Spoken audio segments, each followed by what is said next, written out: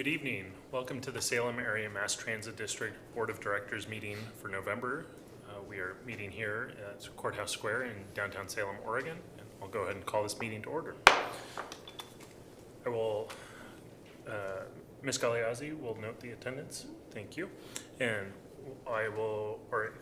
Director Navarro will lead us in the Pledge of Allegiance.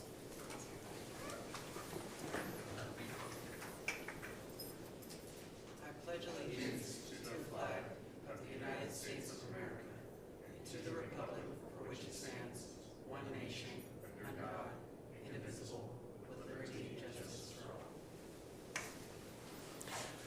Thank you. Next, General Manager Pollack will lead us in the safety moment. Thank you. So with the holidays approaching, I felt it was a good time to remind people to be on alert for cyber-related threats and scams. It's echoing. So I'd like to share 4 tips from the Cyber and Infrastructure Security Agency on what you can do to protect yourself and your data. First, think before you click. Recognize and report. If a link looks a little off, think before you click. It could be an attempt to get sensitive information or install malware. Many stores will be flooding your email with their digital ads and flash deals this holiday season. So think before you click on any of those dancing gingerbread cookies. Update your software and don't delay. If you see a software update notification, act promptly. A lot of times companies release updates to your devices to patch vulnerabilities that they have discovered. Use strong passwords. Using passwords that are long and unique. Long passwords might seem too hard to create and remember, but fear not. Do you have a couple of favorite words or phrases? Perhaps planes, trains, and automobiles, or old dog, new tricks?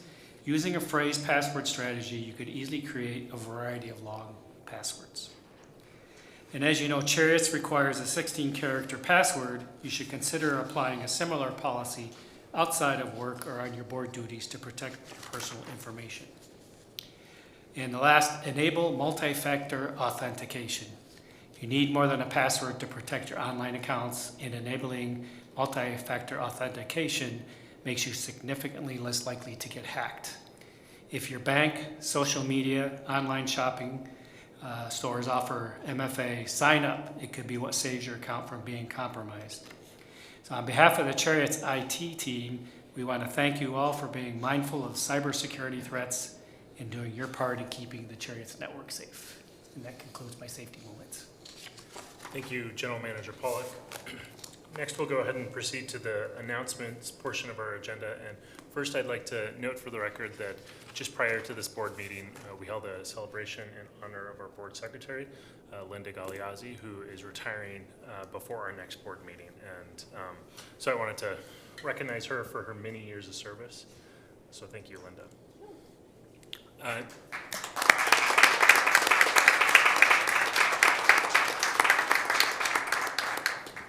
Next, it's with a very heavy heart to say that Director Wynn has notified us that she will be resigning before our next board meeting.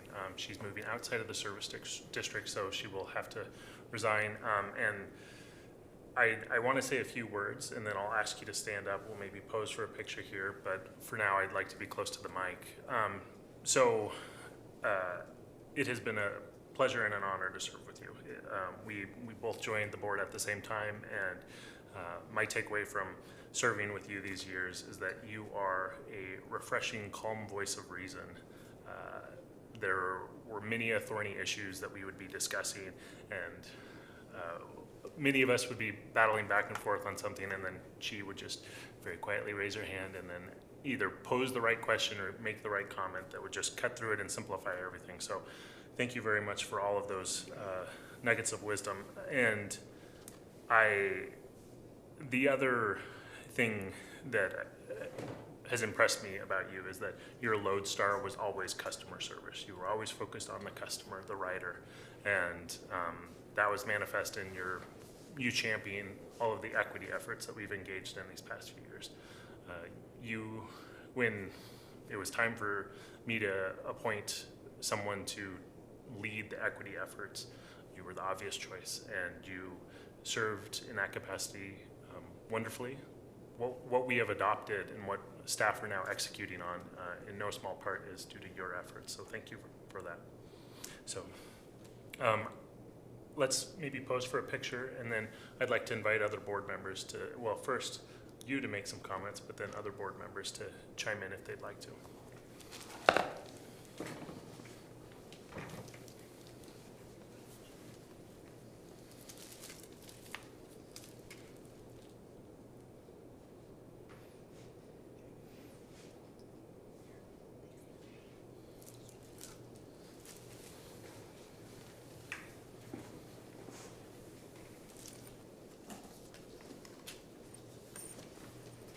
And I'll try to be brief.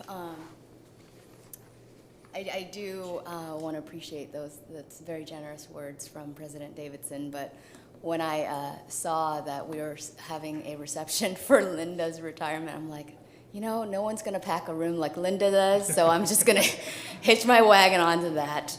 And jokes aside, like I said, I think a couple meetings ago, the real estate market is just so ever changing, and I thought I was going to be able to serve until the end of my term, and of course an offer came and wanted and needed to close fast. So it has been a privilege, and I was really thankful, Linda, that you were able to bring the prior directors, because I was able to thank Kathy Lincoln. When I moved here to Salem, after having to also step down from my city council seat from the last city that I moved from, and I asked her, hey, how can I get involved? How can I help? She took the first coffee, and that was a big part of why Cherriots was where I landed. And so after serving two budget cycles as the Citizen Committee person for Director Steve Evans, we swapped seats. And it's truly, like President Davidson said, we all do this work not for ourselves. We do this for our kids. We do this for those that depend on the service that this agency provides. And my only ask I usually have as an impact or a legacy ask is, if we make decisions for incoming board members, incoming committee people, that we make decisions that serve those that are 9 months in their mother's womb as well as 90 years old. And I think if we can answer to both of those ends of the spectrum, everybody in the middle will benefit. And so I appreciate all, especially you, Linda, the shenanigans that I've had to ask. I'm shifting from the old composition of the board to us, where I was like, I am paperless. I want everything in digital. Can you attach this to the calendar? You've just been able to, and as well as the rest of staff. I know there are a few things that I'm very passionate about, but when I do get passionate about something, I do voice up, and thank you so much for the grace that you've offered me, and I really appreciate my time having just this great team to work with.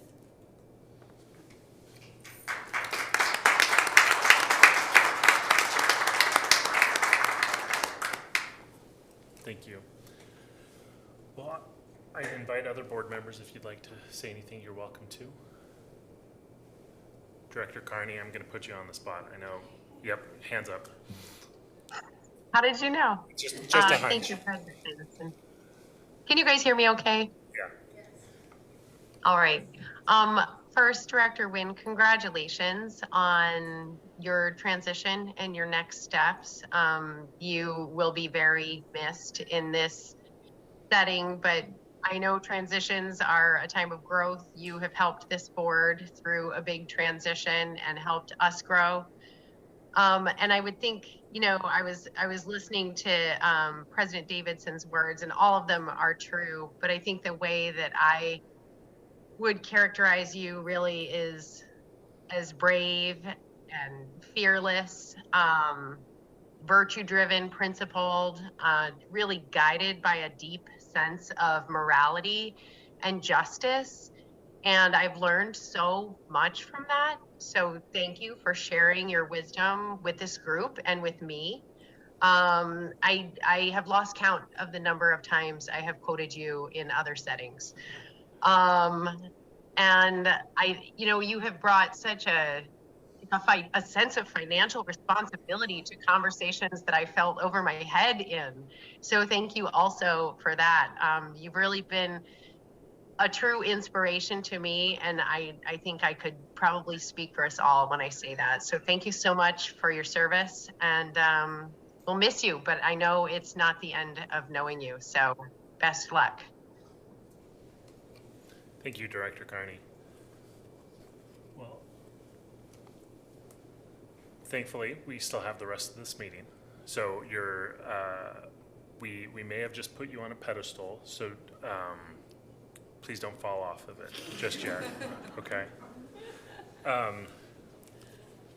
So next on our agenda is the presentation portion, and I'll ask General Manager to introduce it. Great, thanks. If I could ask Ted Stonecliffe, please come forward and introduce our presenter and make opening remarks.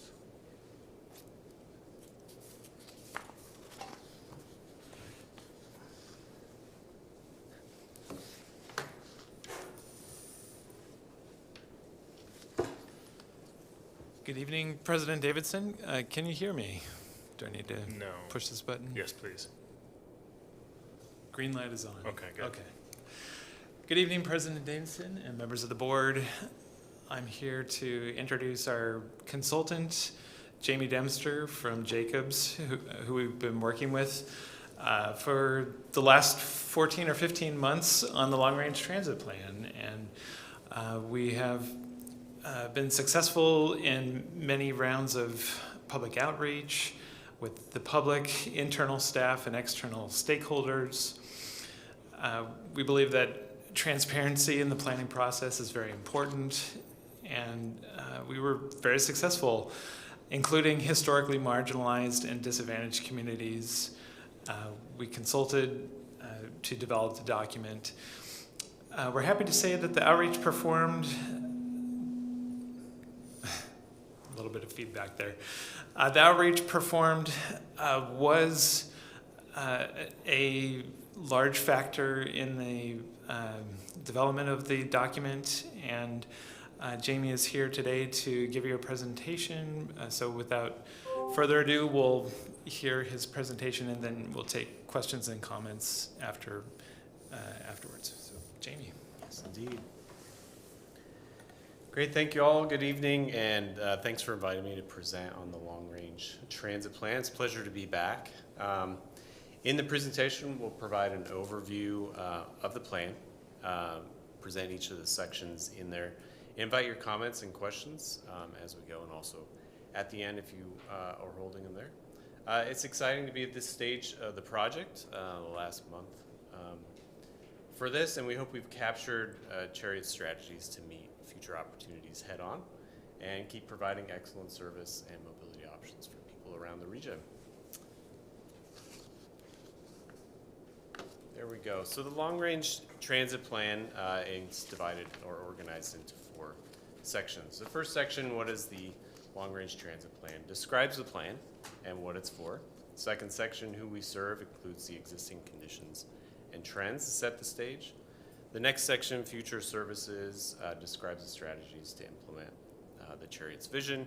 That also includes 6 categories of different operating and capital improvements and strategies.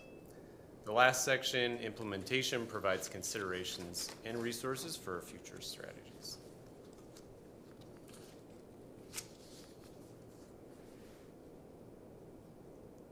Just thinking about it.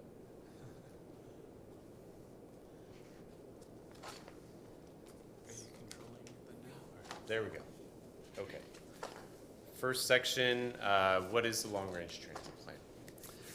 This section describes the project background, including major mobility trends affecting public transportation as we look ahead. It includes an overview of the Cherriots vision, mission, and values that guided the analysis and strategy development and public engagement through the plan.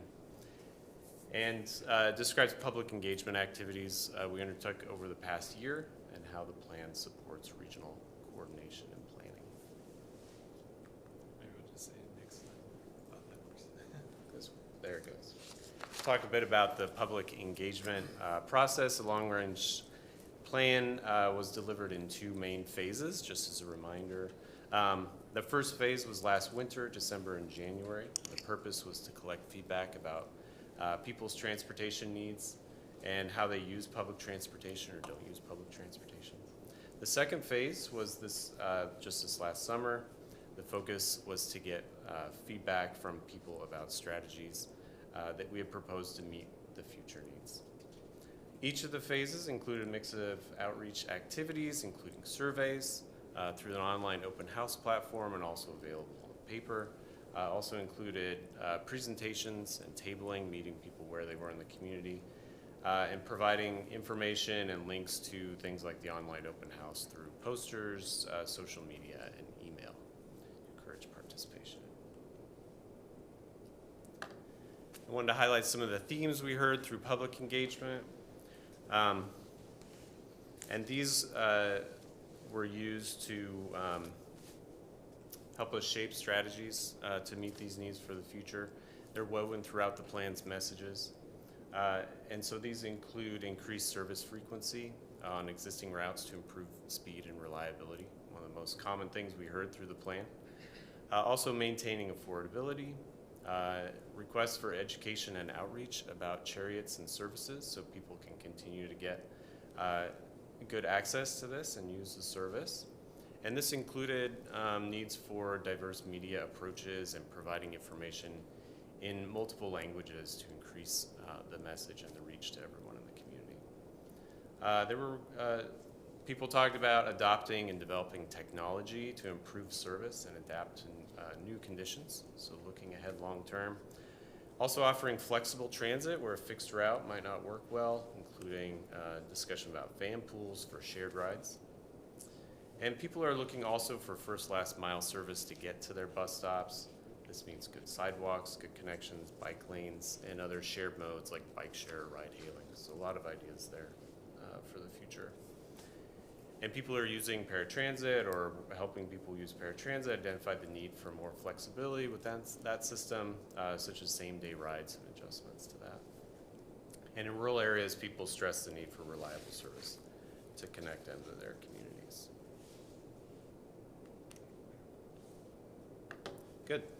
The section Who We Serve provides readers context for the plan and Cherriots' future, includes an overview of transportation markets and trends. A couple of examples here in the photo with population employment density, just as an example. Provides information about Cherriots' transportation services, including the local, regional, and transportation options services. Also includes a summary of resources, in particular staffing and funding. Again, kind of setting the stage for the plan. So the future services section summarizes strategies of the plan in 6 categories. And the categories shown here include the transit network or services, transit services, bus stops and transit centers, customer information and fares, flexible mobility, and transportation options. And so we'll go through each of these and hit on some of the highlights in the next following 6 slides.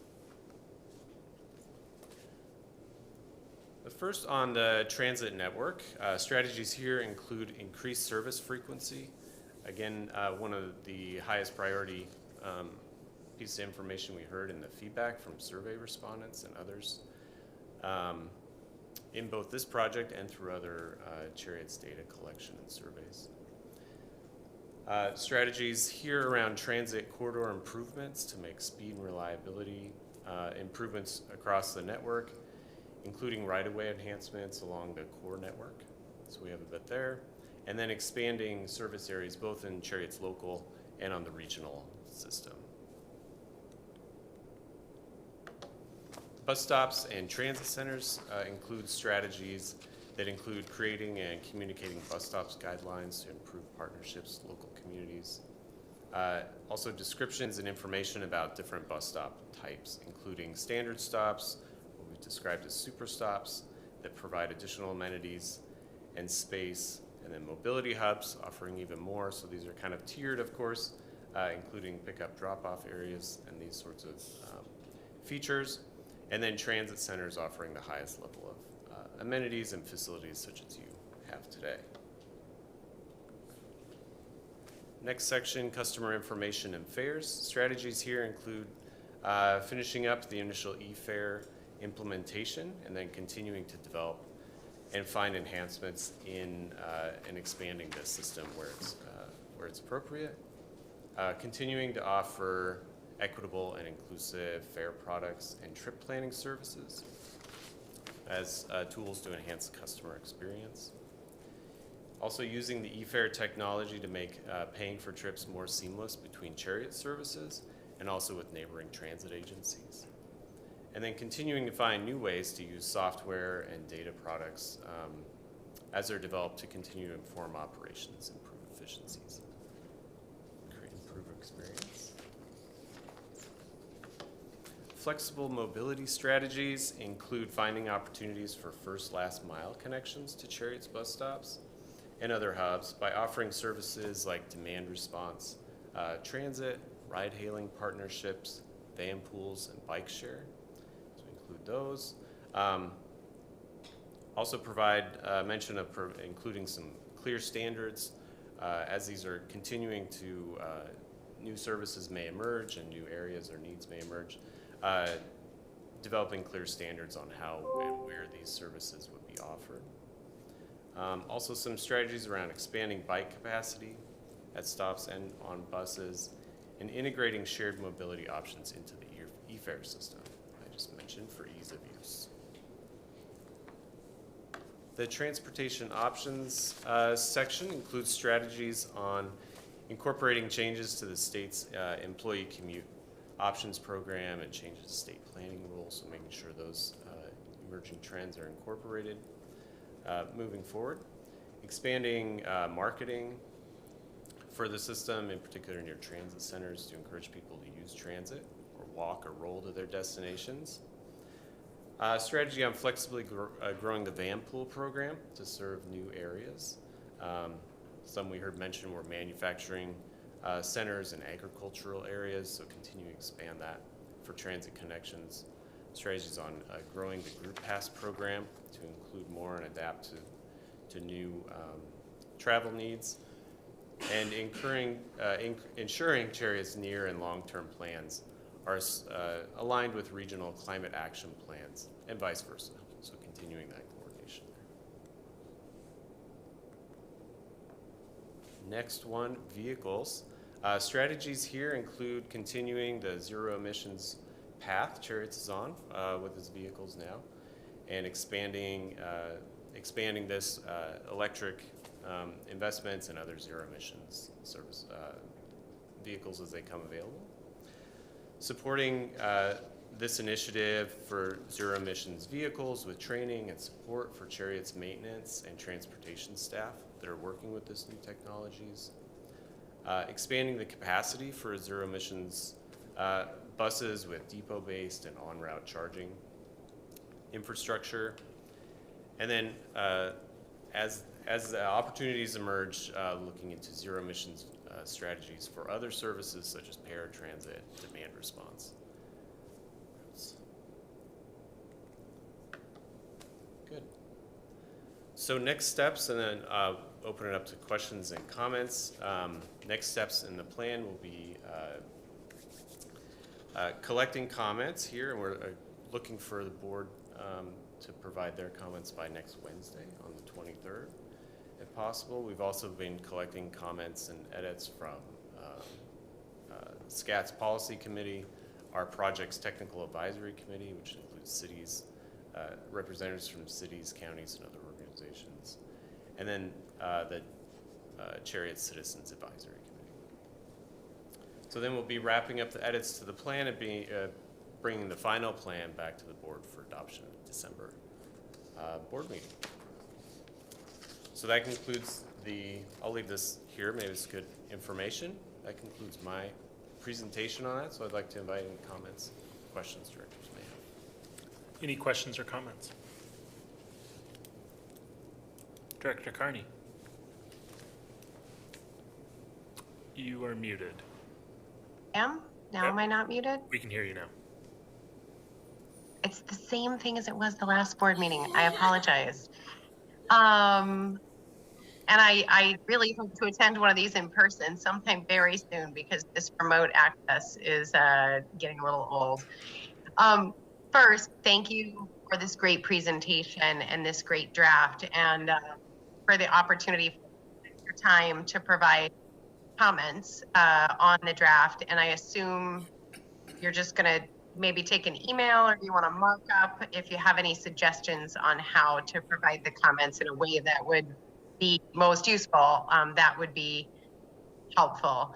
A few comments. One specifically in the background and context portion of the document, which is page 8, or in the early pages of the document, I would hope that we could mention the relationship of transit and city planning, and the way that transit is also integral to the way that cities plan and grow. We call that out explicitly on page 18, but not in the background and context. And I think it's really important background and context.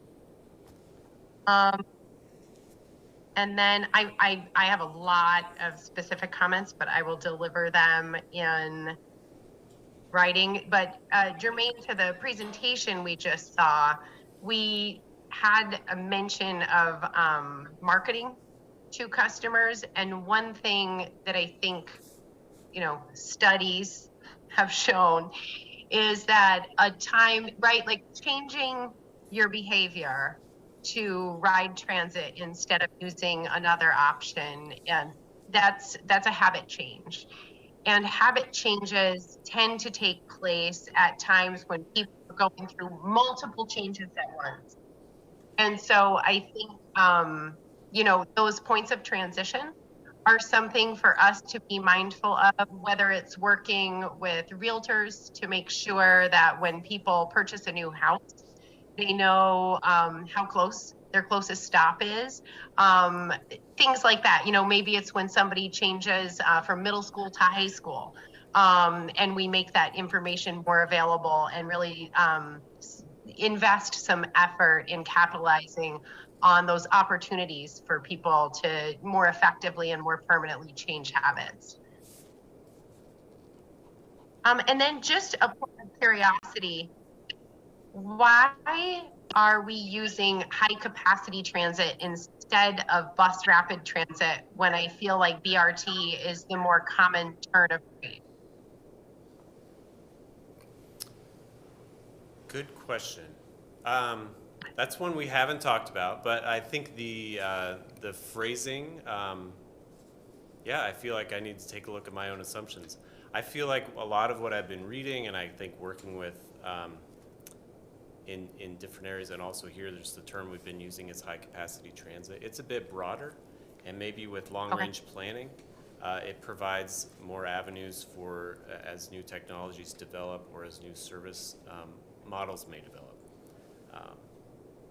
So it's just a broader term, but if we can also use bus rapid transit, it's easily recognizable. Well, yeah, they're both in there, but it just, it says like high capacity transit, also known as bus rapid transit. And I was like, well, why aren't we just calling it bus rapid transit? But I think that's a fine, course of reasoning. So I'm comfortable with that, but I will submit some additional comments. Great. Thank you. Appreciate it. Thanks, Director Carney. Others? Please, Director Holmstrom. Thank you, President Davidson. Thank you for coming today. Appreciate it. Enjoyed being through the plan. Director Carney did ask, please let us know what the best way is to deliver comments to you. Hopefully we'll find that out tonight. So the best way is, please send your comments to me, and I'll consolidate them and get them to staff. Thank you. This is very high level.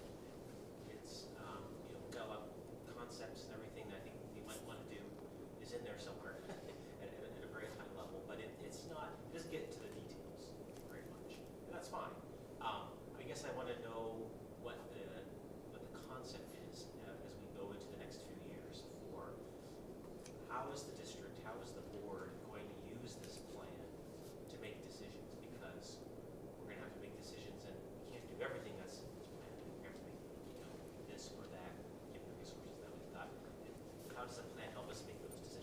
Could you turn on your mic? I didn't know it was on. Oh, there's a button on it. I apologize. No problem. You could hear what I said, but. Yeah, I totally. You don't have to repeat it. Okay. Great question, and I'm sure it's one we could all discuss as a group with different perspectives, but I'll kind of share how we were coming at it as we're preparing the draft for how you're using it, and how we sort of hit on the scale, if you will, of the types of strategies. And so I can see this plan bringing into focus a lot of the work that the board has done with the strategic plan, for example, around vision, mission, goals. I feel like those were brought here. And then continuing that focus into different service types. So bringing into these 6 categories, for example, and trying to bring into focus what these, what the Cherriots mission and vision and service areas mean within that category of services.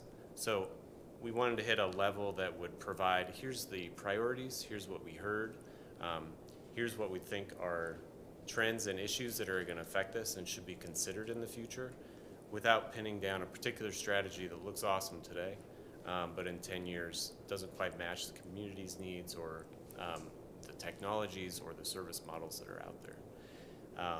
And so it's intended to be kind of that first step once you've identified the opportunities you have in front of you at the time, or the areas of focus by each of these different service types, and then taking the next steps to move those ahead.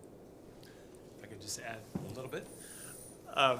As you know, this is a living document, and so over the next 2 to 5 years, we'll be working with our friends at SCATS to update their Metropolitan Transportation Plan, as well as the City of Salem in their Transportation System Plan. And through those updates and developments, of course, the city will be rolling out new rules to address the climate-friendly, equitable community rules, as you well know.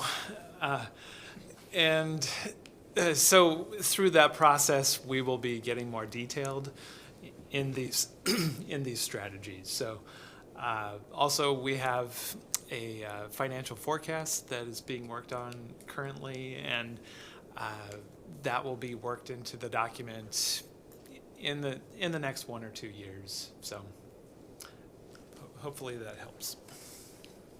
Thank you, and I have, can I?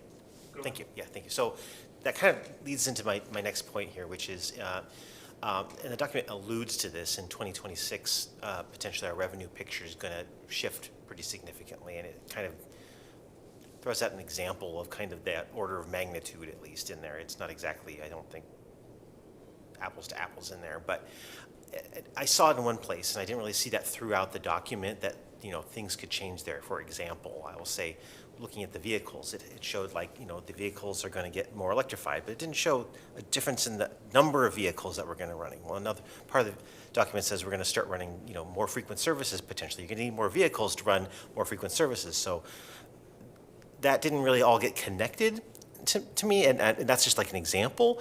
And, you know, and what does more vehicles mean? Maybe it means more.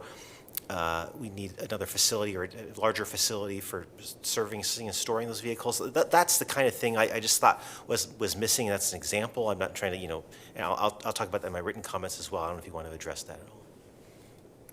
Good. Director Nguyen? Thank you, President Davidson.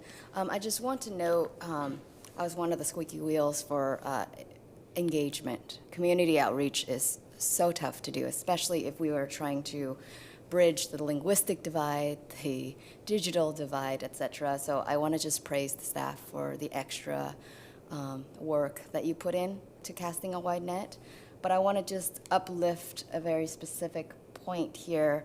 And I know that there are many other agencies that tune in to watch our televised meetings, but there's so much possibility for engagement with an interagency collaboration as we reemerge from COVID. But the fact that I wanted to uplift was responses to the 2021 rider survey and data from the U.S. Census indicate that Cherriots riders are 5 times more likely to live in households earning less than $10,000 per year, while residents of Marion and Polk counties are 15 times more likely to live in households earning more than $50,000 per year. And then again, it goes on to say, you know, equity is a critical component in designing the long-range plan. And so while this might be my last meeting, I hope, you know, my sentiments will echo as you get from the very nebulous long-range plan to the more granular, that community engagement continues, and, you know, language accessibility, so we can bridge that linguistic divide. But again, this is more of, you know, casting and sending out to the universe those agencies that are listening and hearing those statistics. There's some ripe potential mutual beneficial relationship where we can, you know, instead of us going out and drumming up, asking for engagement, here's one way. You want programming, we have the constituencies that can be served. So thank you. Thank you. Others? I'll jump in here. At a couple of points in the document, there was a distinction between short range, medium range, and long range. And I think those are intentionally nebulous in terms of time frame, but I'm wondering, I'm hoping to nail you down maybe just a little. Given that this is a 20-year long range document, I imagine long range is probably 10 to 20, but I'd love to hear your thoughts. Yeah, you've read plans before. I think you can. I'm sensing you're picking that up, the standards. But we had a comment from our TAC also about clarifying that a bit, and we were looking at those as near term 5 years, okay, medium term 5 to 10, and then beyond 10 is more the long term. And then to Director Holmstrom's point, you know, 2026 rolls around. If there's a 50%. 50% of our revenues are added onto us, then I imagine some of that time frame maybe accelerates, or was that taken into account as well? Well, it was taken into account in that the strategies are grouped in these phases, but certainly as funding and other opportunities accelerate that, those strategies could move up into a near term or from long term to medium, that sort of thing. So we took it into account in that there's intended to be some flexibility there based on opportunities in the future. Yeah, great. And I would just echo some of Director Holmstrom's comments about the capacity needs to the extent that those are quantifiable. On page 36, there's the future services map, and very helpful to see spatially where all those things are. I have less of an understanding of, is that a doubling of our local fleet? Is that only by half? And then Del Webb is high on my mind as we think about particularly transitioning to a zero emission vehicle fleet, but also, I mean, you can't make Del Webb any bigger unless you start buying neighbors. And so those are, I'm really glad that we're looking 20 years into the future. I'm from a board perspective, I'm especially curious, okay, if we want to be able to accommodate growth for the 10-year mark, what do we have to do by year 5? So those kinds of things. Other questions or comments? Please, Director Duncan. Thank you. I just want to highlight that I am very happy that technology made it into this piece. I might caution a little bit on the wording, although crucial for younger people. The older demographic has become technologically savvy following the pandemic. We have been out of date technologically for a while as an organization. I mean, not to be overly critical, but for example, just our neighbors to the north of us, you can text and get in real-time data where the bus is or how far away it is from you. And I think that some of those things are not necessarily that age is not necessarily a barrier for a lot of those things. I don't know if we want to bring that in. I think that technology is important in access just in general. Pretty much everyone has a cell phone at this point in time regardless. And I'm just I maybe caution some of the age-related terminology around technology. I think it's important regardless of age. But I'm also just really glad that it made it in there, kind of to the piece that that Director Wynn was saying, that we know that there's a lot of other agencies that watch these pieces, and the breadth of, the breadth that's covered here, the amount that we need to do, this is a very heavy lift to ask even for a 20-year plan. But the fact that we have so many people asking for this amount tells us that there is a great capacity for us to drastically increase the quality of service and therefore increase the ability for people to use our services. And we just need the resources to do so. And I'm really excited to see what we're able to do with this plan. Thank you for your work. Thank you. I'll back clean up and say that this document is phenomenal. This combined with the needs assessment are two things that I'm going to find. I'm going to have to find another binder for this, and then just nighttime reading. I really enjoy these kinds of things. I think they are very. They map out very well. It reads like it is understandable to a board member, which is, I think, a good litmus test. And so I really appreciate that. So thank you very much. And so by Wednesday, we need to get comments in? Okay, and we'll email them to, Yeah, I'll send out a reminder tomorrow. okay, great. Thank you so much. Thank you all. Thank you. See you back here in December. Yeah. All right, so next up, we have public comment. So if there's any members of the public, either present physically or virtually, that would like to provide public comment, now is your opportunity. Okay, seeing none, and unless I get a signal from Ross that we have someone online in a waiting room, okay? I saw a fist. Thumbs down. Thumbs down, okay. I could not see the thumb. Excellent. So we'll go ahead and proceed to the consent calendar. So unless there's any issues with the items on the consent calendar, would someone like to make a motion?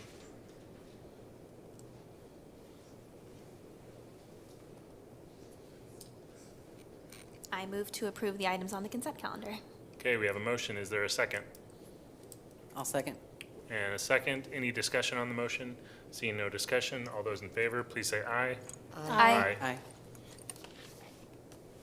Gotcha, Director Carney. Any opposition? Seeing no opposition, motion passes unanimously. Next, we'll go ahead and proceed to the action items, the first of which is a contract with Via Mobility. And I'd ask Ben Sawyer, our contracted services manager, to please come forward.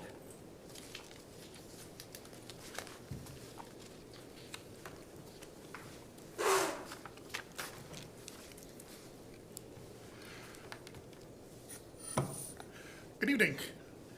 President Davidson, General Manager Pollack, members of the board. Come here tonight to talk about our software package that we currently are using, which we need to replace. Currently, we're using a program called Route Match. It's obsolete at this stage.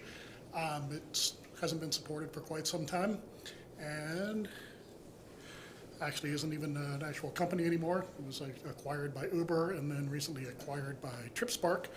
So at this stage, there's not a whole lot that we can do with it. So I went out for request for proposals earlier, and we did some evaluations and have come back with a request to do a contract with Via Mobility. Via Mobility is a pretty large company that provides everything from software to actually turnkey services. So if you've probably seen emails from them, if you've been to APTA or something before, they will flood your email with lots of different proposals for different types of services that they offer. What we're looking at here is a software as a service package. All right, so in addition to the actual software, it comes with the technology to back it up. And by that I mean the website support, where we have a portal that would be attached to our website, and the customer can go and log in, create their own bookings, look at the things that they have scheduled, actually see their bus driving on the map coming towards them. The system has the ability to notify the customer when the bus is at scheduled intervals away automatically. So if you wanted to say, where's my bus 10 minutes before it gets to my house, it'll automatically text you, email you, or call you and leave you a voice message, any of the three. You can do that through a application on your smartphone, through the website, or verbally through the phone, any of the three, however you choose to do it. which kind of meets all of the different levels of requests that we've had. It actually comes with all of that in there. It also has the software that we need for scheduling and the software that we need for dispatching all at the same time. So the client can either call in or create their own reservation. The software then decides where the people are, where they need to go, and builds that into a route that the driver is going to go on. Because all of the rides for the paratransit service are origin to destination based on where the client needs to go to, it's impossible to say tomorrow really where we're going to go till the end of the day. The software has the ability to actually schedule that in real time. So it knows how many drivers we have and what the capacity is on each one of the vehicles. It can then help the reservationists negotiate for time, or they can look at it and say, you know, we have too many rides at 8 o'clock in the morning, so we can actually start shifting people into things that are more efficient for our service, which would be very helpful for us right now because we don't have that ability, which overloads some hours of the day and leaves others completely empty. It gives us a great deal of reporting tools where we can actually see better how our service is running and make informed decisions on how to make improvements, which would be very helpful for us.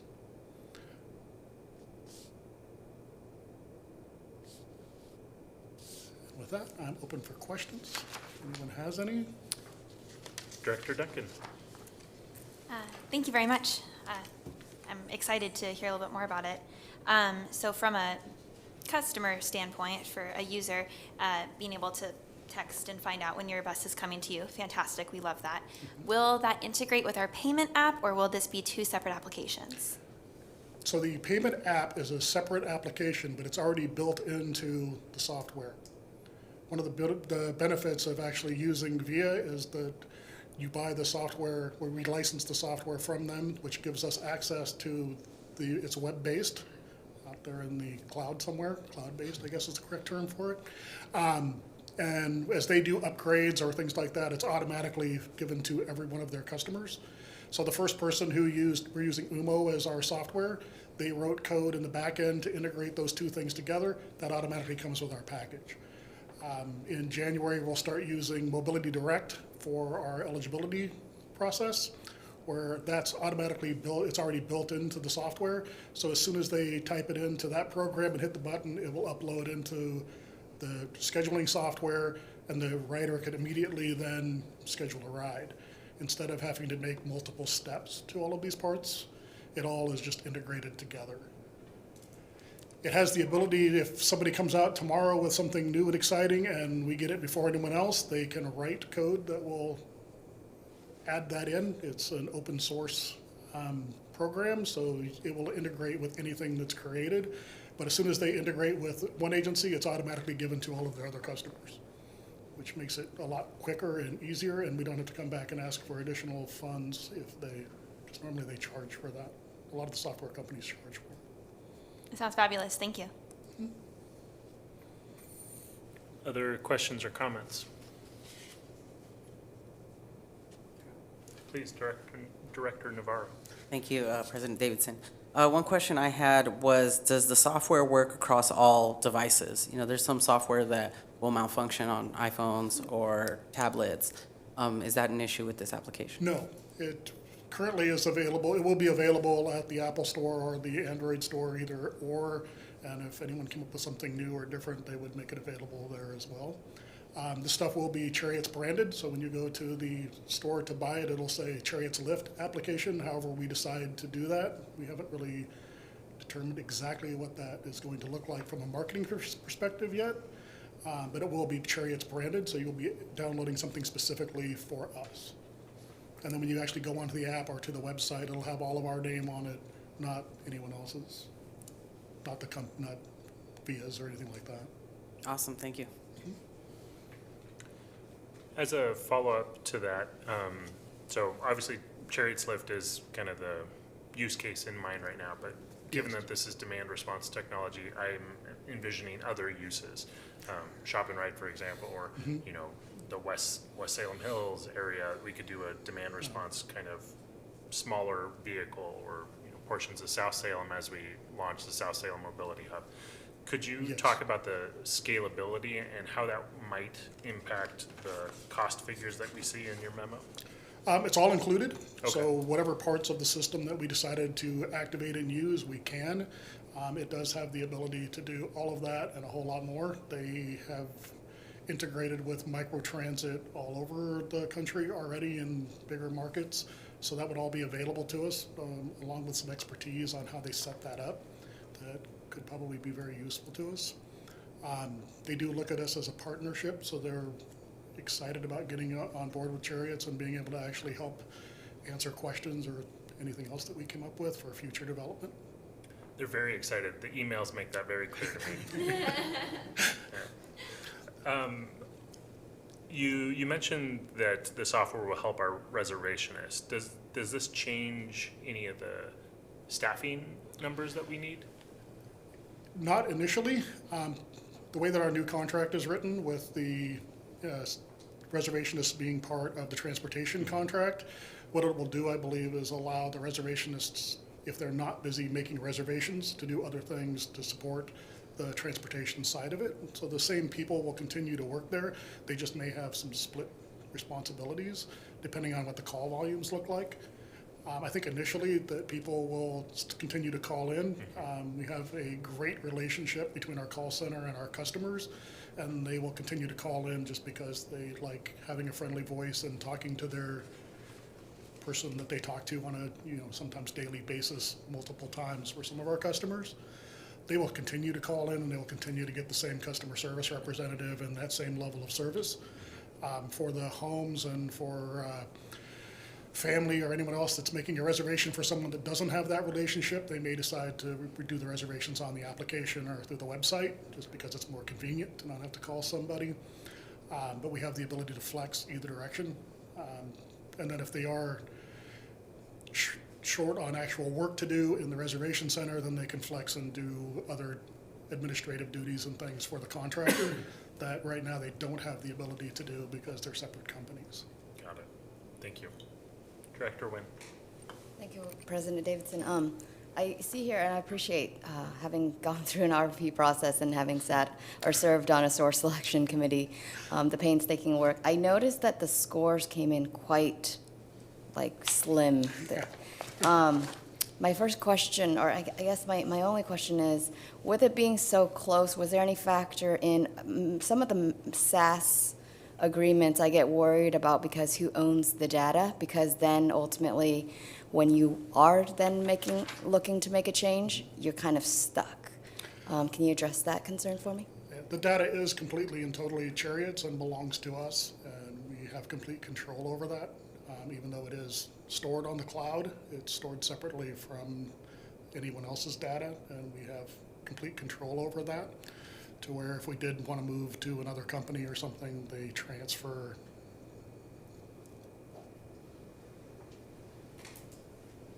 Please.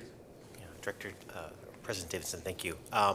So just to follow up on Director Duncan's question about kind of the plugging in with electronic fares, and do we know, are there, the district, my understanding is that they've already has contracted with a firm, a contractor to do the electronic fare work. Yes. And this firm, of course, probably works with all sorts of agencies. Do we know, are there other transit agencies that have both of these products and have them work together? Yes. Okay. Yes, there are.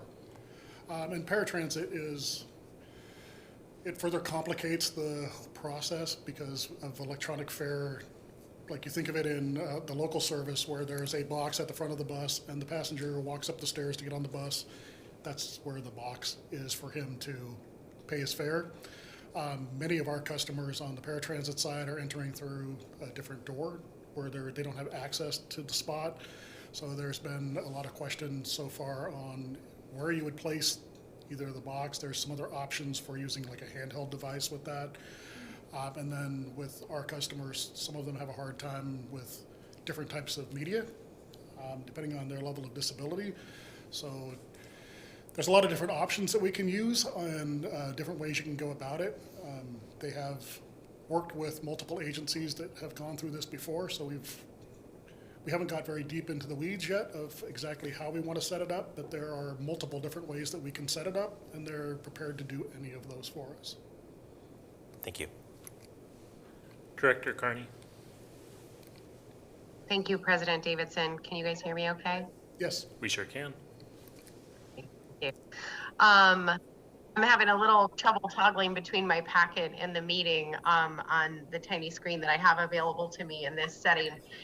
But I noticed in the financial implications portion that what was projected for a budget number was far lower than what the contract came in at by an order of like 300%. And so I don't know if that is part of just kind of this general supply chain inflation thing that we're seeing, or if the technology has changed from the time we made the budget action to when the project was bid. But if you could speak to that, I'd appreciate some clarification. Part of that is the supply chain and prices have gone up, but the majority of that is the fact that we extended the contract out for longer. This is for 7 years, and the initial budget was talking about 4. So the price includes all 7 years of options. I lost you there. Nothing. So There you are. thank you for the clarification. Okay. Thanks, Director Carney. I have one final question. Our current provider, Route Match, was that a one-time billing? Was that a software as a service recurring payment system? So we bought the software and we licensed it Okay. for multiple years. As it became more and more obsolete, we switched over and we've just been paying for the hardware that we lease from them, which is at $3,800 a month, Okay. which is on a month-to-month lease right now. Mhm. So we would be getting rid of that lease and replacing the hardware with our own. Via provided hardware, or no? No, it'd be Cherriots provided hardware. Oh, okay. Where we'd buy a tablet and put it in a ruggedized case and mount them in the vehicles. Oh, It's interesting. much, So- much less expensive to do it that Yeah. way. And exactly what all of the bids that we have came in with using an off-the-shelf tablet, a ruggedized case, and a mount for the vehicle. But just at a premium for them to put it in for us. Sure. Okay, great, thank Yeah, you. because they use the apps now instead of some kind of actual hardware. Mhm. Okay. Any other questions for Manager Sawyer? All right, thank you very much.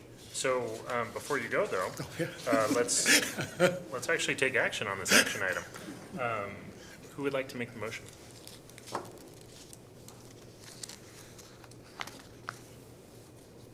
Director Carney's ready for the second, so if somebody makes the motion.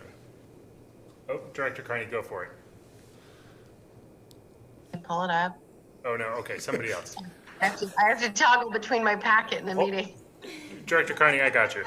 I move that the board authorize the general manager to enter into a contract with Via Mobility LLC for the delivery of a demand response software management tool and approve a multi-year contract to include the base term and all option years for a combined contract total of $1,595.00. Well said, President Davidson. I Clarify the second. dollar amount. Oh, You yeah. said $1,595,000. Oh, sure. 595,000. Let me amend my own motion. This is why I don't make motions. $1,595,000, right? No, 100,000. $595,000. Okay. Okay. I second. Yeah? Okay. Okay, we got a second. Any discussion on the motion? Please don't discuss my challenges with numbers.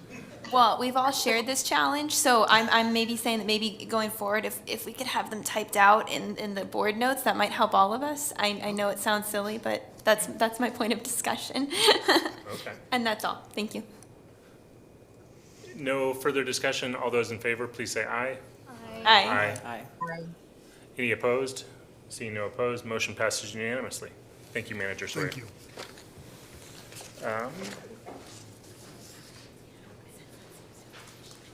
Next, for action item, we have the adoption of our proposed budget calendar. And I'll ask our CFO, Denise LaRue, to please come forward.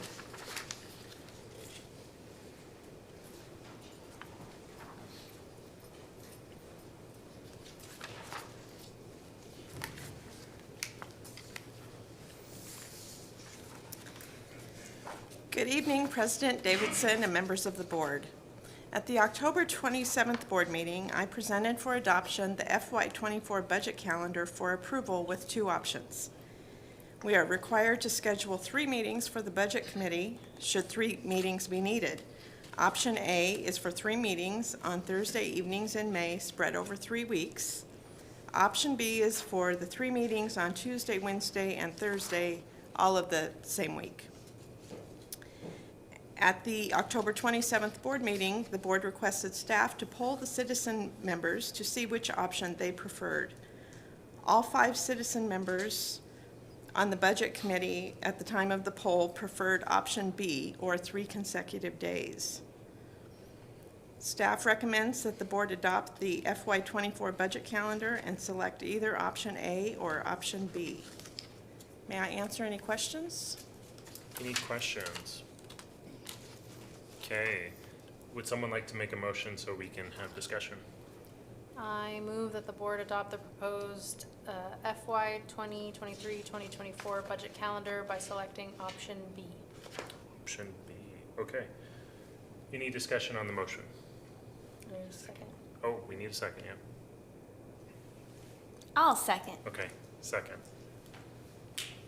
Please. To the motion, I will be abstaining merely because with Subdistrict 1, my citizen person and my seat might be. I just don't want to make a vote on something that impacts somebody that is not here. Okay, sounds good. Any discussion on the motion on the table? Director Carney. Thank you, President Davidson. I would just say thanks to staff for the extra legwork of getting out there and polling our citizen volunteer members before asking us to make a final decision on this. I appreciate the effort they put in. Second. That actually probably muddled things. So the motion before us is to adopt option B. We have a second. Is there any further discussion? Okay, seeing no further discussion, all those in favor, please say aye. Aye. Any opposed? No opposed? Any abstentions? Abstain. Okay, it is unanimous with one well, it is almost unanimous with one abstention, and motion passes. Thank you very much. Thank you. Next, we'll proceed to the informational reports, the first being the January service change. Great. I'll ask Chris French, our Service Planning Manager, to please come forward.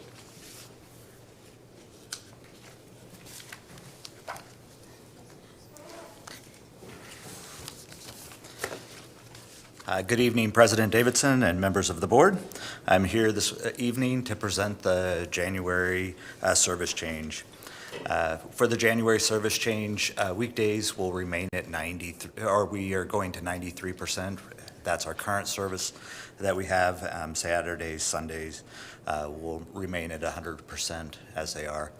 We are, for the May service change, planning to go back to 100% of our pre-pandemic, to pre-pandemic levels. Can I interrupt you just for a second, Manager French? I'd like to. Yeah. That's really exciting. Planning staff is very excited too. Yeah. So, yes, so we'll be returning. For the service changes that are happening, they're fairly basic this time. The Route 11, we've added a new stop at Hyacinth and 25th. That was brought to us from the community. We have a committee within Cherriots called the Service Excellence Team, and that really is a whole staff from all departments have things that are brought, that are presented to us for needs in the community or safety issues from operators or a whole group of anything that has to do with service. And that team looks at those items and makes recommendations. So we meet monthly and take that and make decisions for the organization for how things go. So it's a great group across all divisions and has great participation for that. The other changes are just service or stop names that are changing due to the name of the Salem Parkway changing to Dr. Martin Luther King Boulevard. For holiday service, we have Martin Luther King Jr. Day. We're operating at Saturday level service. President's Day, we're operating at Sunday level service. And January 1st, there will be no service. Service levels for holidays. When we established the original holidays, we set all of the service levels to Sunday level. It's easier to expand out holiday service and offer something rather than having to take it away. Martin Luther King Jr. was a new holiday, and when we implemented, and we actually celebrated that one as a district and observed it, and ran full service the first year. So taking that and going from full service and reducing it all the way down to Sunday level service, and looking at the ridership that existed on that day, we felt that we should at least stay at Saturday level service. We evaluate each year what service levels, and as things are picking up, we will adjust and look at what level of service is adequate. For Veterans Day, Friday, we operated Sunday service, and we could see a real stress on the system. We had very late buses. We provided just over 4,000 rides, or just short of 4,000 rides with Sunday level service. So those holidays we're going to have to really look at and make decisions going forward. And with that completes my report for the service change. Please, Director Nguyen. All right, Manager French. I'm going to go wild because it's my last meeting. But I will miss your reports, and I will say that as a mom, I often use your reports to take back to the neighborhood association and report. I wear it proudly as if I am putting a bumper sticker that my kid is on the honor roll. Because often Route 16 out of West Salem always comes up and ranks very high, so I'm going to miss these moments, and I always appreciate your reports. I appreciate it. Thank you. Well, we have a treat for you. I think you'll be delighted by our next informational report. Any questions or comments? Okay, then our next Oh, sorry, Director Hinojosa-Pressy. I just have one point of clarification. So did you say that when we started holiday service for MLK Junior Day, it was full, like, regular service? Yes, the first year we hadn't actually implemented service, but we observed it as a district, and so it was a regular service day. Yeah, it was complicated. We didn't have holiday service, and we didn't want to not run service on a day that we had always ran on previously. Okay, and so now it's going to be at Saturday level service? Yes, last year and this year have both been at Saturday level service.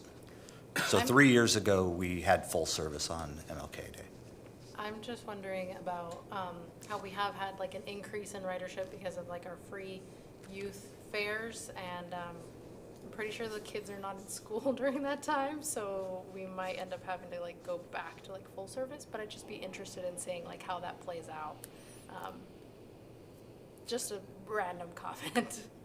We're monitoring all of the holidays, and Veterans Day on the 11th was a real shock to the system with the amount of riders and the level of service that we provided.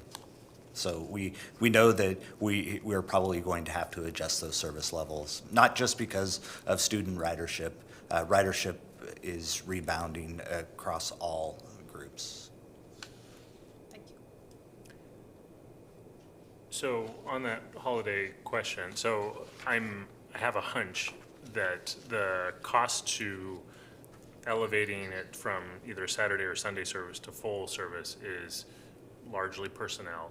And would that be a extra marginal cost because it is a holiday, so we would pay holiday pay? Yes, that is Okay. correct. So it is, a holiday is more expensive to operate. It's not 1.5 times more expensive, but it's significant. Yeah. Okay, thank you. So we are done with that informational report, though please don't go far, Manager French, because we have the performance report. Excellent. Welcome back.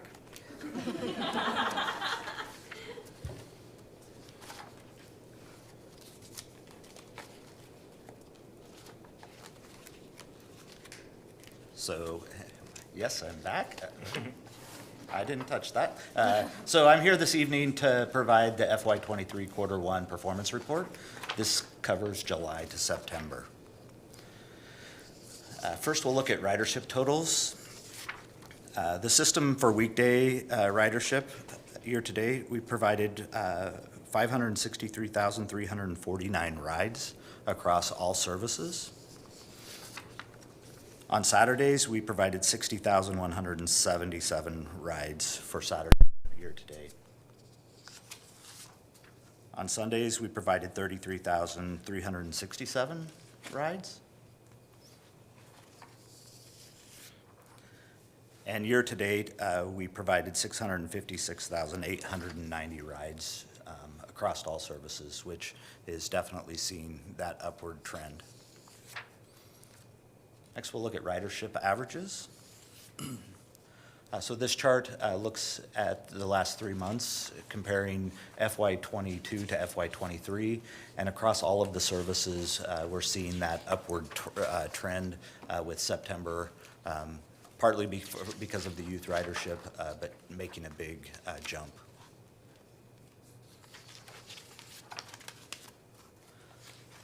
And also weekday ridership for the regional system, we're also seeing similar trends with that increase for weekdays and Saturdays.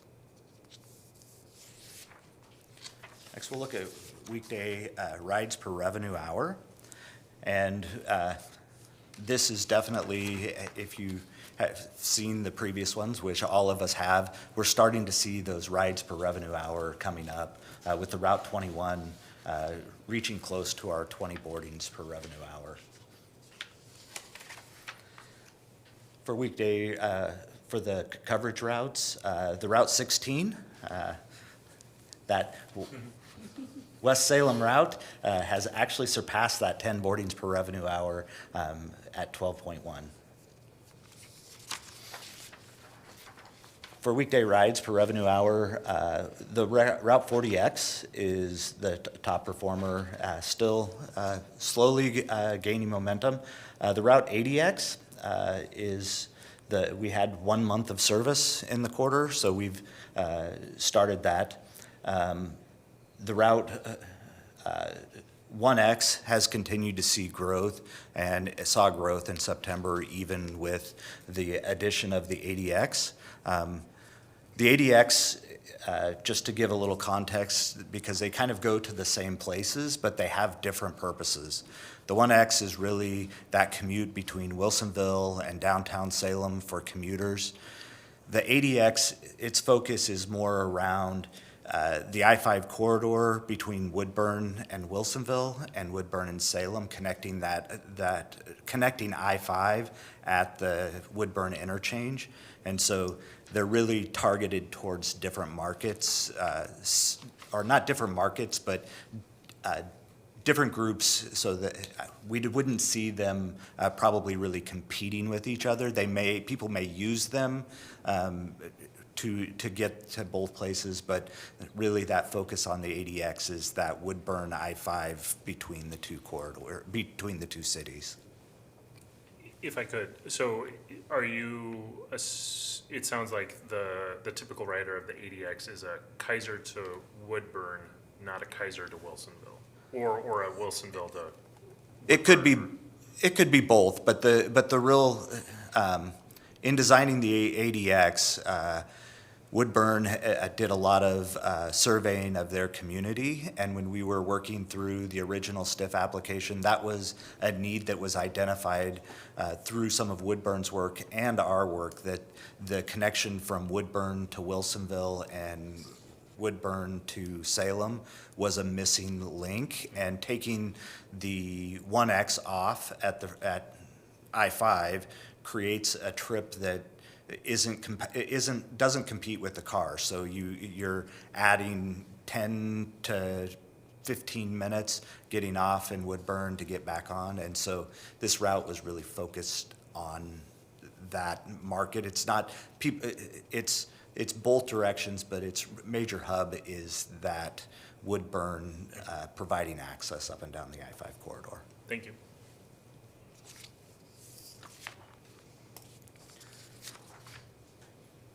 So next Saturday, the core network routes, the 21 is surpassed the revenue, the boardings per revenue hour, and most of the other ones have increased as well. Route 16, there it is again on Saturdays, 8 boardings per revenue hour. For corridor routes, it's the most used corridor route currently. Saturday rides, the 40X is up there and seeing ridership increase across all of the other services. Next, we'll look at Sunday. Sunday rides per revenue hour. The Route 21 is 23.6 boardings per revenue hour. With boardings per revenue hour, as more people ride with fewer revenue hours, it increases productivity. The Route 21 and the Sunday service is an area, as we're talking about frequency and cover. It's not just thinking weekday, it's our weekend service that we're really seeing that increase. And October, I think we were almost at 27 boardings per revenue hour on the 21. Just to kind of provide some context, it's definitely doing a lot of work out there. On Sundays, is the 21 hourly or half hourly? It is hourly. Yeah. And all of the core network routes on Sunday are hourly, other than the Route 11. So as we look, those are areas that definitely need to be explored for how we can provide more service. And then holiday ridership for Independence Day, just under 2,000 boardings, and then Labor Day, just over 3,000. And with that, I can answer any questions that you may have. Any questions for Manager French? I'll go ahead and kick it off with, on page 98 in the board packet, there's a free fare category. And it looks like it's been discontinued with the youth fare. Help me understand what the free fare category is. Okay, so the free fare category is all employees that can ride the bus, can ride for free. Assistance for people that need assistance riding the bus can ride. We saw a pretty big jump in September and for the quarter. As we started the free youth program, there was confusion, and we're working to work through that with the operators to make sure that we're logging. We have a youth fare key that everybody's pushing, and there's also the free fare button, which used to include youth under the age of 6. And so we're working through that process, but it's anybody that if somebody came up to the bus and said, I don't have a fare, and they said, okay, come on, they're gonna push the free button. So it covers a lot of different areas, but it's all employees is probably the biggest piece of that. And in this quarter, youth, some of the youth probably were in that category. Interesting, so we might actually be undercounting youth, so the 20,000 and. Yeah, it could be a little under, but not, Okay. I mean, we saw looking at last year to this year, it's up pretty drastic, but it's not thousands. But yes, we could have undercounted. Okay. Yeah, a Thanks. little. Any other questions? So I've got a really dumb question to ask.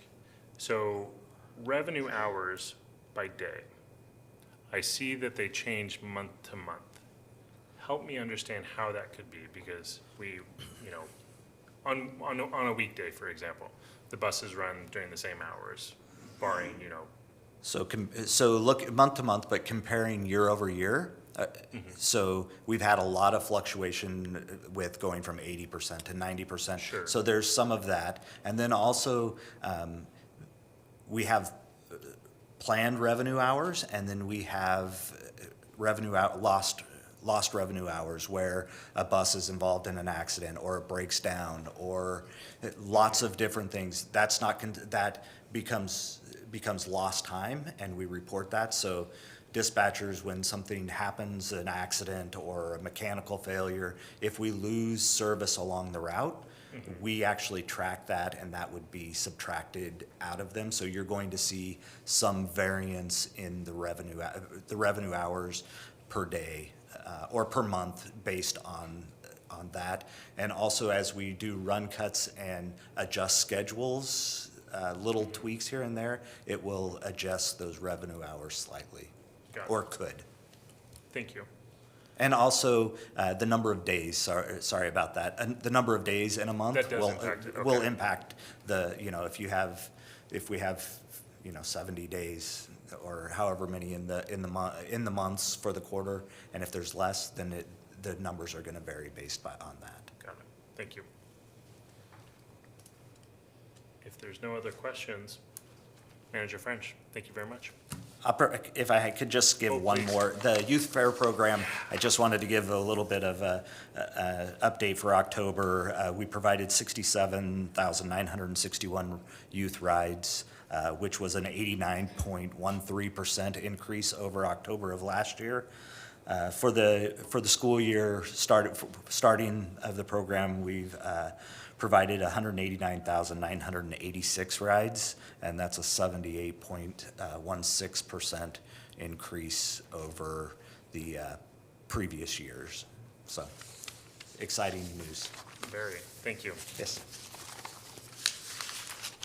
Next, we have the finance report. So I'll ask our CFO, Denise LaRue, to please come back up and present the report.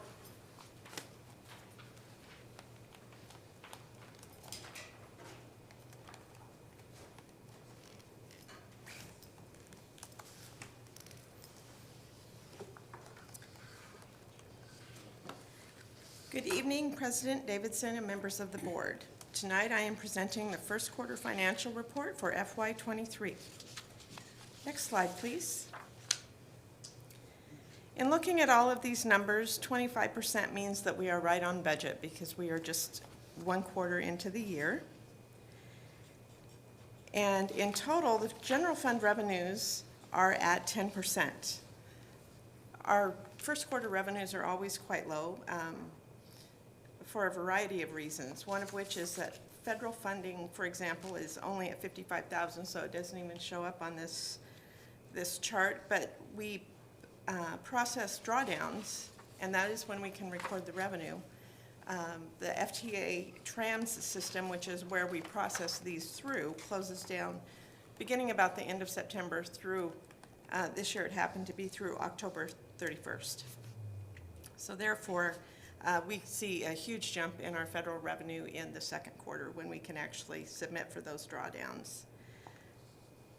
The Oregon State in lieu is consistently high for the first quarter, and it will level out throughout the year, the same type of process, just a timing issue. The property tax revenues are also very low in the first quarter because with the first property tax payment due being on November 15th, we will be receiving those within about the next week or so. Interest on investments is currently much higher than budget, but this will fluctuate throughout the year. In this particular quarter, the interest rates have been higher than anticipated. I am pretty cautious with that, But also, our capital projects have been moving very slowly due to supply chain, nationwide staffing issues, and all of those other things that are affecting our economy right now. So we have had very little cash outlay for the budgeted projects, which means we have more money in the bank to draw the interest on. Next slide, please.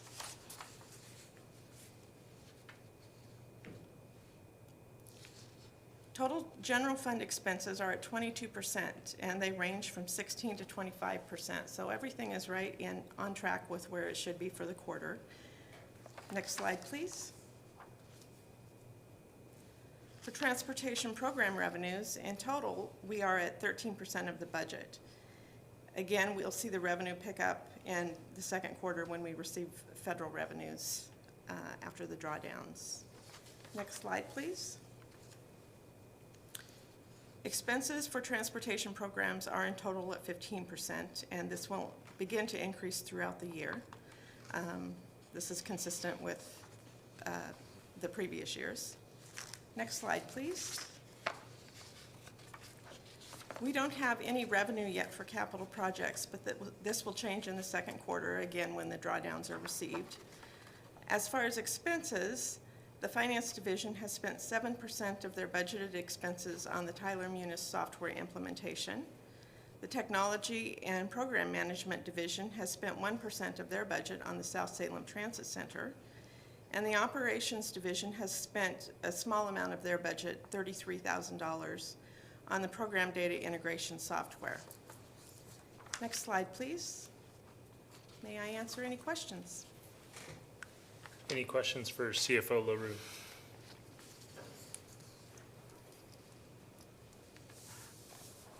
Okay, you answered the one question I had. If there's no other questions, all right, thank you very much. Thank you. Next, we'll go ahead and head to our general manager's report. Great, thank you. I have several items to report on. First, so last month, Director Inhouse Pressey asked me offline about the opportunity to ride the bus in the holiday parade, and I'm happy to say you'll be able to do that. I was over in the maintenance shop earlier today, and the bus is about halfway done, so they've already started work on it.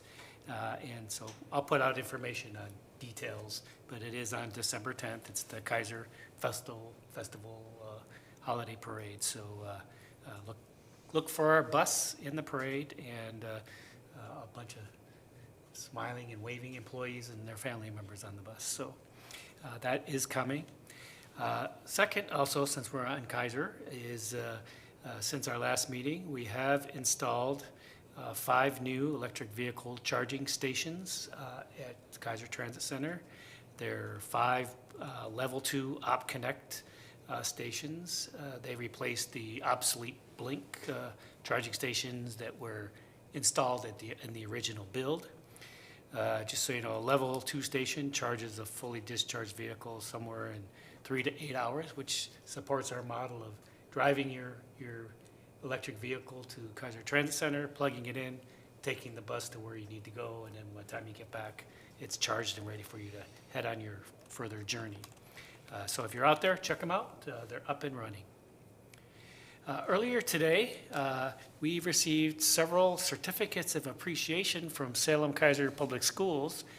We received one as an organization, and we have several recognizing and acknowledging some of our transit operators. It's a certificate of appreciation to Cherriots for the support of students with special vocational needs during the 21-22 school year. And so that was great, and we'll see that our employees that earn those get those certificates as well. I thought I would share that with you. Just a reminder, next Thursday is Thanksgiving. That's one of the 3 days we do not provide service, along with Christmas and New Year's Day. So there will be no service, but we'll be back ready to go on Friday. And in support of our strategic plan that you adopted a couple of months ago, we are continuing the employee rollout of the plan during in-service. And yesterday, we completed the customer survey, the onboard customer surveys, as part of establishing our baseline marks. I think the week after Thanksgiving, we begin the community survey, telephone survey. That's my cue to give my report. So we're moving along on activities and the tactics assigned to the plan. And then I would just wrap up making a few comments. You mentioned it earlier, Linda Galeazzi, our clerk of the board, is retiring, and this is her last official meeting. And I would just want to echo the comments that were made in the presentation. You know, Linda has that dual role of being my executive assistant and the board's clerk. So trying to keep track and keep in line 8 people is no easy task, and she does an exceptional job of that. And I want to thank her for doing that on our behalf. So we'll have more formal comments at her rest of her farewell tour events as it gets closer to her final day, but I did want to make some comments today publicly. And then also follow up on Director Nguyen's comments. You know, I remember even back before you were on the budget committee, you were sitting out in the audience watching the board meetings, and went up to chat with you, and you were there to listen and learn and find out what's going on. And then I seen you at other community events and meetings, and you know, I think looking for where you could make a difference. I'm very happy that one of those places was Cherriots, through your budget committee service and your board member service. And as a West Salem resident, thank you for representing me as one of your constituents. And thank you for your service.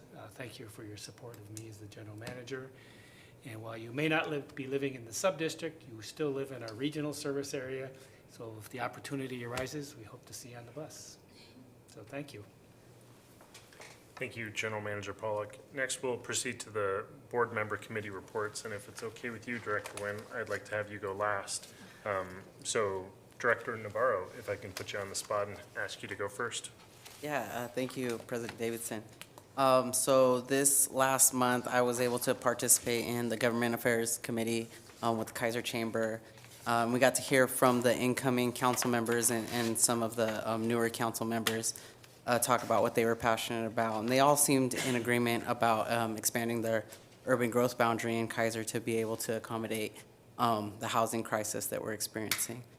So I look forward to hearing more about that. And I also got to sit on the STIF Act meeting and hear from the public transportation service providers about some of their projects, which is really exciting. And I was really happy to see them all come to agreement and the projects that they wanted to fund. And I just want to say thanks to all of the transportation service providers that joined in on that, because that's really important to our community, and it's really awesome that they stepped up and participated in that. And also congratulations to Ron Harding and Marja Byers, who were elected as chair and vice chair on that. With that, that concludes my report. Great. Thank you, Director Navarro. Director Carney.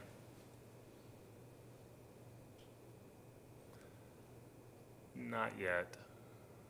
Try now. And now. Yes? Yeah. All right, great. It's the delay that you get when you're in Lincoln City with a bad connection. My apologies. I really hope to be there in person next month. I don't think I have a work traveling conflict, and I'm very much looking forward to sitting in one of those more comfortable chairs than what I am in right now. First, I just want to say thanks to staff for, you know, as usual, their great efforts in pulling together the meetings and the presentations.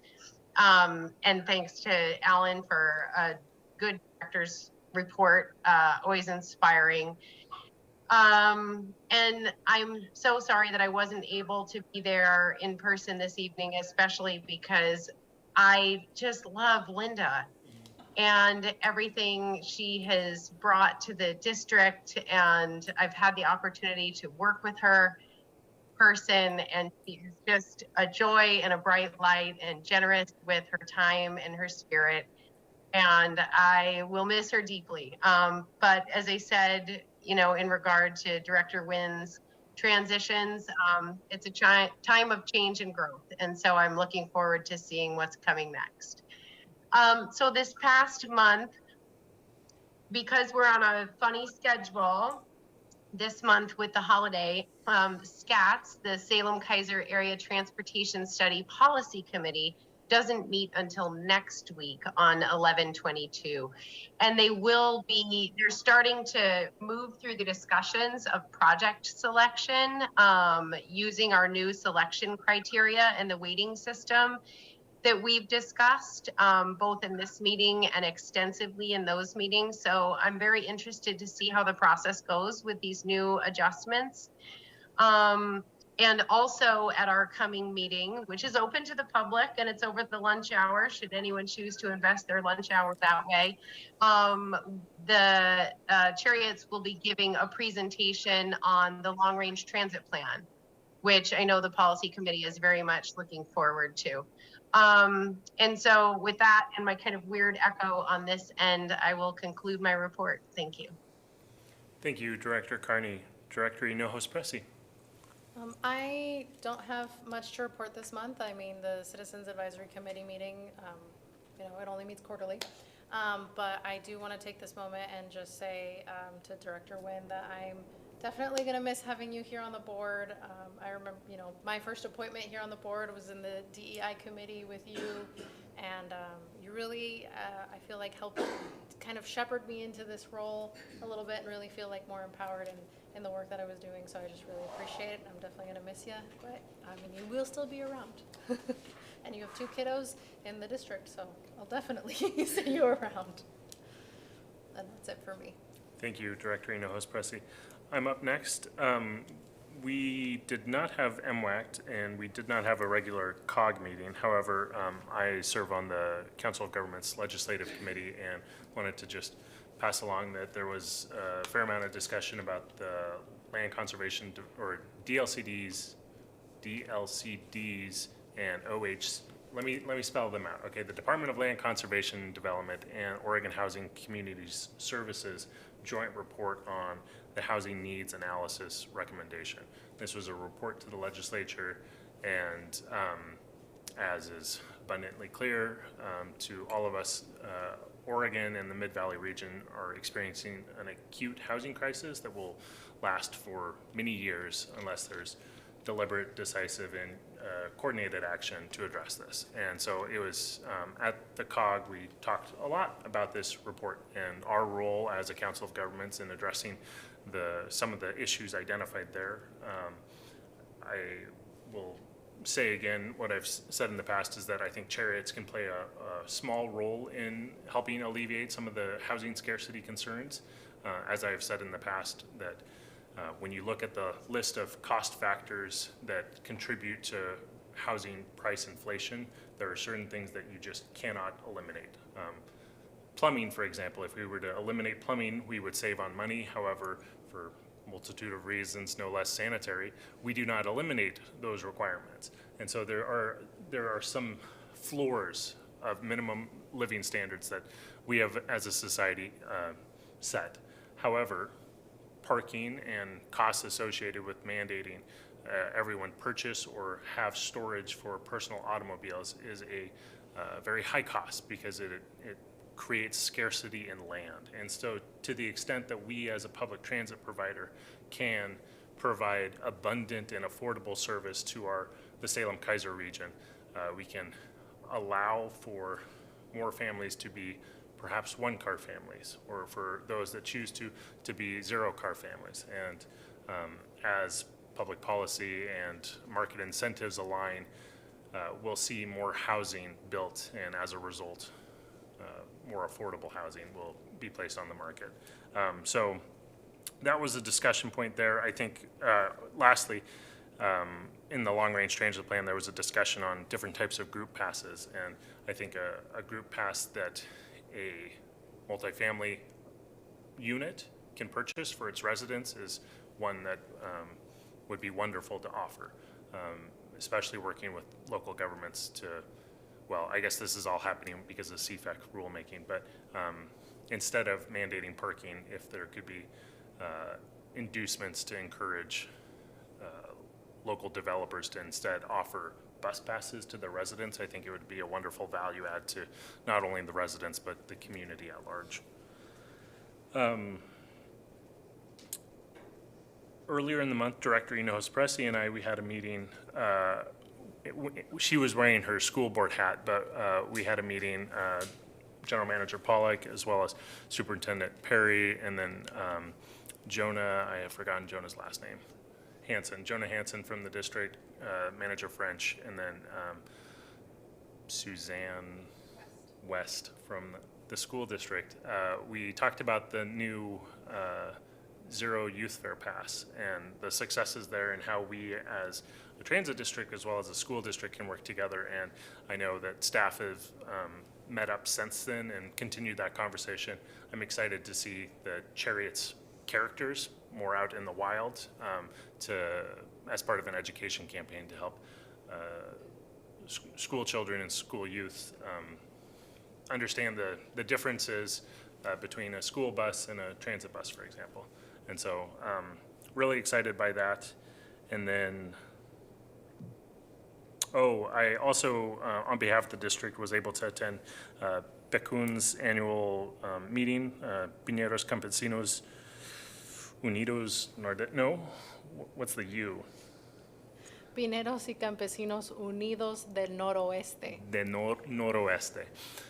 My second language is Portuguese, and I'm murdering Spanish daily. So anyways, I bring that up to say that an additional item in the long-range transit plan was the utilization of van pools, especially for agricultural locations. And I think that's a wonderful opportunity that, as was made abundantly clear at this meeting, that all of the things that I personally take for granted, food, they are made on the backs of farm labor, and farm labor play a crucial role in our economy. And to the extent that we can offer services like van pools to areas outside of the urban growth boundary, I think that would be time well spent. Obviously, Maduri Farm has taken good advantage of that, and so just wanted to plug that. And that concludes my report, but I saw that Director Carney had your hand raised.